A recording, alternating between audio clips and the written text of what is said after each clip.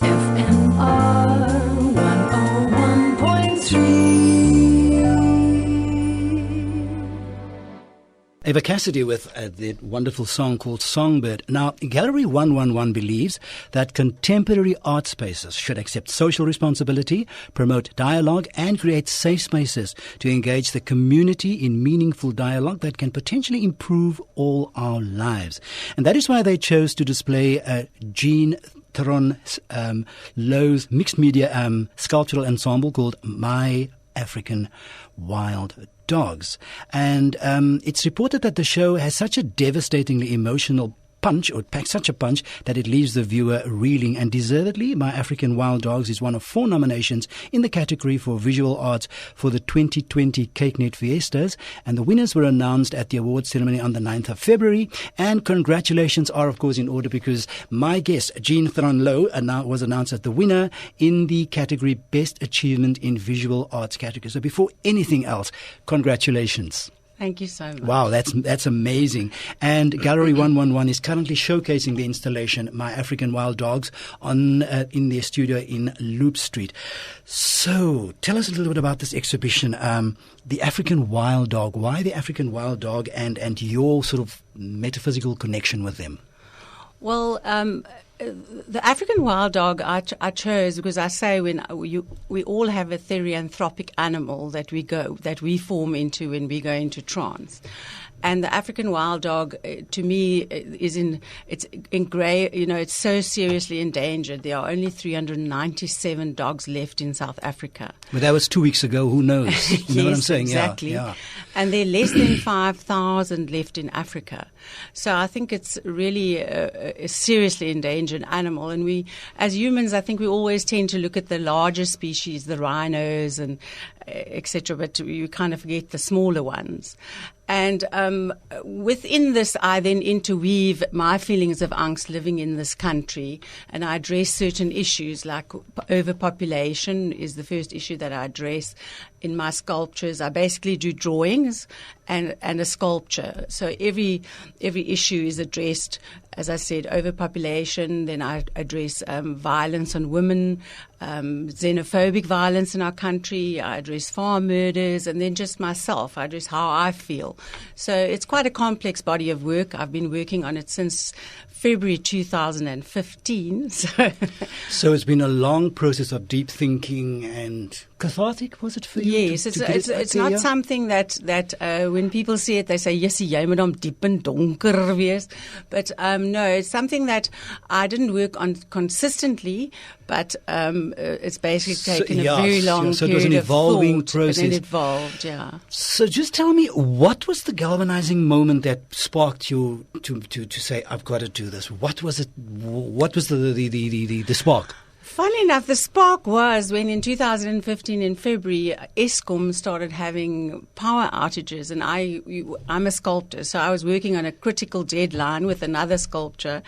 And every time the power went out, I said, I'm going to draw a wild dog. And then I started writing all these thoughts down, like Ax Dom, Ax Quad. And the whole thing just progressed from there, because when I was nominated for a Fiesta, I looked back, where did it all start? And that's actually, funny enough, where it started with the anger of power outages. Oh gosh, we can all when I can't relate start to that. a grinder or my welder. So tell us about, and I know you said you were angry and this is deep thinking and you won the award for it. So what were some of the issues that you approached and how did you approach them in your sculptures? Basically, what I do normally when I start going through a thinking process, because I call myself JTL, Sculpture for Reflection.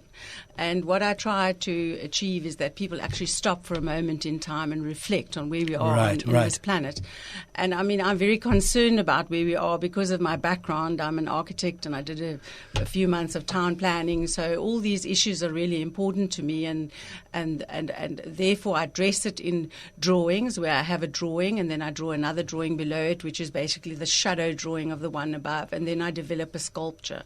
And in that I tell my story, and I lead people through the exhibition, which consists of a body of 5 works, 5 sculptures, and at the end people can get a written piece that I write about my thoughts, but I like people to experience it first, and because that's what art's about. So you awaken different things in different people. Yeah, and then I created what I call my sit boxer, because sit is English and Afrikaans, where I actually placed them in front of the sculptures, and it works very well because you have to spend time with it. You cannot just meander through it quickly. You have to actually absorb it, and it is like Lloyd said, quite a punch in your stomach.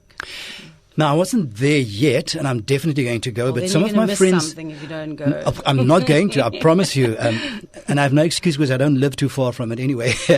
And friends who have seen it have said that...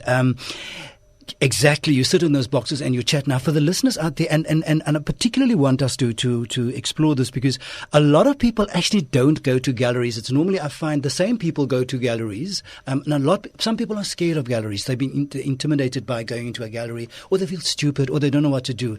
And you've just put it beautifully when you say you experience what you experience. So could you explain to us your 5 works, the different ones, and how you approach them? The first one, as I mentioned, was about overpopulation, where I question the fact of, does a man have, or does a being have the right to procreate themselves more than once? And, if you think of the African wild dog, how we are invading on their natural environment, and every time they come into contact with human beings, they get sick or disease, or, we kill them or shoot them. So that is basically what the first work is about.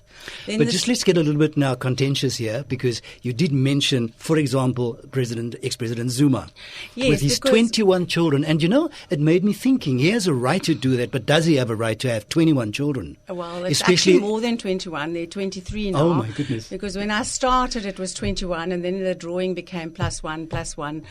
And I created what I call the Zimbabwe. They have no ears, because I say it's sort of greedy, narcissistic. Yeah. And the sculpture is basically how they devour the wild dog. So they are. You have to go and count them, because there's a surprise there as well. Wow.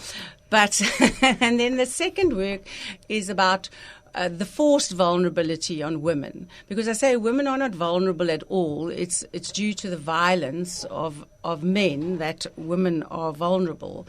And that basically, I once again developed a sculpture where because there are 4.7 reported rapes in our country per minute, but some people say, and I mean you cannot, but they say it's like 28 every 28 seconds.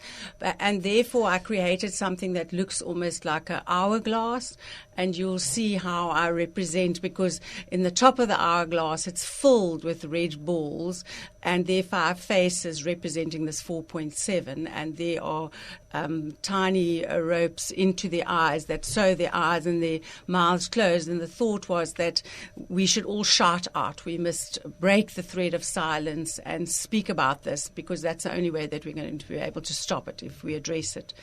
And then obviously xenophobic violence, the fear of the unknown, and right. Big trending topic at the moment. Yes, and xenophobia, and I say we're actually inherently all the same. We ourselves, the wild dogs, we've all got red blood that pulses through our veins, and just through misunderstanding, farmers also killed wild dogs. Just like with misunderstanding, there's all this xenophobic violence that we're experiencing, not just in South Africa but in the world. If you think of all the displaced people currently in the world. And then then I address farm murders, and that I say once again, I grew up on a farm and my husband grew up on a farm, so it's something that really touches me every time I see it. And I say, okay, now it's on the 5th page of the newspaper, but it is very gruesome and it is very violent and it is very disturbing, and I think we should address that. And then the last is basically myself. Yeah, my inner angst. Award winner Jean Taranlo about the exhibition that's on at the Gallery 111, and it's My African Wild Dogs, and as she says, don't miss it. FM